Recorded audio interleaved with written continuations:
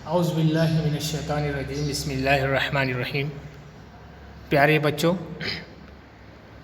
आपको पता है कि हमारे महाराष्ट्र गवर्नमेंट ने जो है ब्रिज कोर्स शुरू किया है।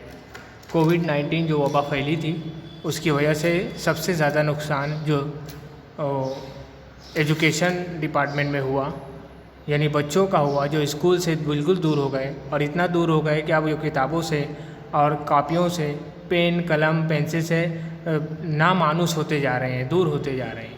तो उनको करीब करने के लिए, उनको जोड़ने के लिए जो कोर्स शुरू किया गया वो इंतहाई आसान है। आपकी पिछली जमात और अगली जमात को जोड़ने वाला कोर्स है, इसीलिए इसका नाम ब्रिज कोर्स रखा गया है। अगर आप इसे एहतियात से, संजीदगी से पढ़ना शुरू करते हैं, लिखना शुरू करते हैं, होमवर्क करना मुकम्मल करते हैं, तो इंशाअल्लाह आपकी वो भरपाई हो सकती है जो नुकसान हमारा हुआ है। देखते हैं आज ब्रिज कोर्स का पहला दिन। मैथ्स के लिए कुछ हिंदसी शक्लें दी गई हैं। थोड़ा सी दिमाग पर जोर दीजिए। हमारे आसपास के माहौल में जिन जगहों पर दो खतूत तय मिले हुए दिखाई देते हैं वहाँ जाविया बनता है। देखिए यहाँ दो शक्लें हैं। एक मेज़ बनी है, मेज़ यानी खाट या पलंग भी आप कह सकते हैं, या टेबल कह सकते हैं, या मेज़ कह सकते हैं। मेज़ का जो पाया है और जो तख्ता है ऊपर जहाँ पर सामान रखते हैं, उन दोनों के दरमियान में जो दोनों जहाँ पर मिलते हैं वहाँ पर जो कोना बनता है उसे जाविया कहते हैं। घर में देखेंगे हम, दीवार और हमारी फर्श जहाँ पर ज़मीन पर मिलते हैं वहाँ पर एल जैसी शक्ल बनती है, उस एल शक्ल को जाविया कहते हैं। इसी तरह से बेशुमार शक्लें हमारे घर में मौजूद हैं जो जाविये को जाहिर करती है।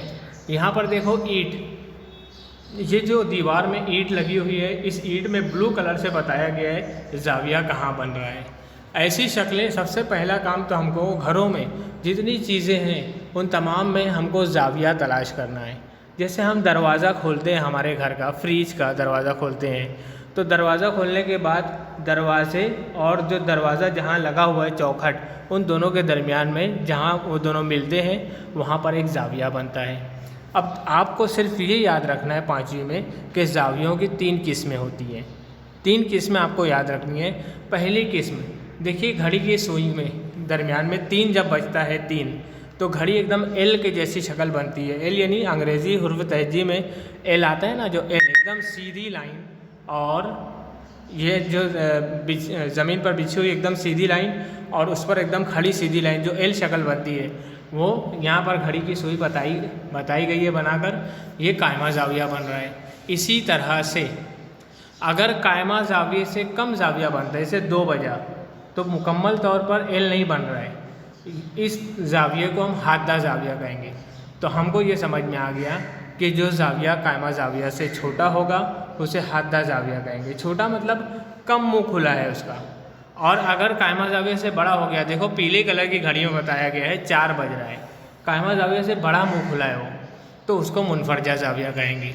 यहाँ पर 3 किस्म के जाविया आपको समझ में आए होंगे। एल शक्ल पहले याद रखो, एल शक्ल कायमा जाविया, उससे कम हुआ तो हादा जाविया, उससे बढ़ गया, ज़्यादा मुँह खुला है तो मुनफरजा जाविया। आओ अब वर्कशीट मुकम्मल करते हैं। देखिए यहाँ पर जाविया और जाविये की किस्में मेरी समझ में आ गई, ये एक हेडिंग डाला गया है और वाकई में तुमको समझ में आ गया होगा। अब देखिए यहाँ पर थोड़ा ध्यान देंगे, यादा करते हैं। झेल की शक्लों का मुशाहिदा करके चौकोन में कायमा, हादा, मुनफरजा, जाविया, इनमें से मुनासिब जो हैं वो लिखिए। अब देखिए पहली शक्ल, जहाँ से सवाल शुरू हुआ ना, झेल की शक्लों का मुझे, उसके नीचे जो शक्ल है वो पहली शक्ल मैं कह रहा हूँ, वो देखो पूरा एल से बड़ा हुआ है। एल जैसा रहता है एकदम सीधी लाइन, उससे उसका ज़्यादा मुँह खुला है, इसका मतलब यह मुनफरजा जाविया है। आपको सिर्फ यही देखना है मुकम्मल एल बन रहा है कि नहीं। देखो दूसरी शक्ल मुकम्मल एल है तो उसके नीचे लिखेंगे हम कायमा जाविया। अब देखो तीसरी शक्ल एकदम दरमियान में, वो एल से छोटी बन रही है, उसका मुँह कम खुला है, तो इसका मतलब वो 90 से कम है, कायमा से कम है, इसलिए वहाँ लिखेंगे हम हादा जाविया। उसके बाजू वाला एल से बड़ा मुँह खुला हुआ है, मुनफरजा जाविया। और आखिरी वाला एल से कम है, क्योंकि एकदम सीधी लाइन नहीं है, वो टेढ़ी लाइन हो गई है ऊपर वाली, तो इसलिए वो 90 से कम है, कायमा से कम है, इसलिए वहाँ क्या लिखेंगे हम हादा जाविया। तो यहाँ पर आपको बॉक्स में लिखना है, क्या लिखना है, कायमा जाविया, हादा जाविया, मुनफरजा जाविया, इन 3 अल्फाज में से कोई लफ्ज़ लिखना है शक्ल को देखकर।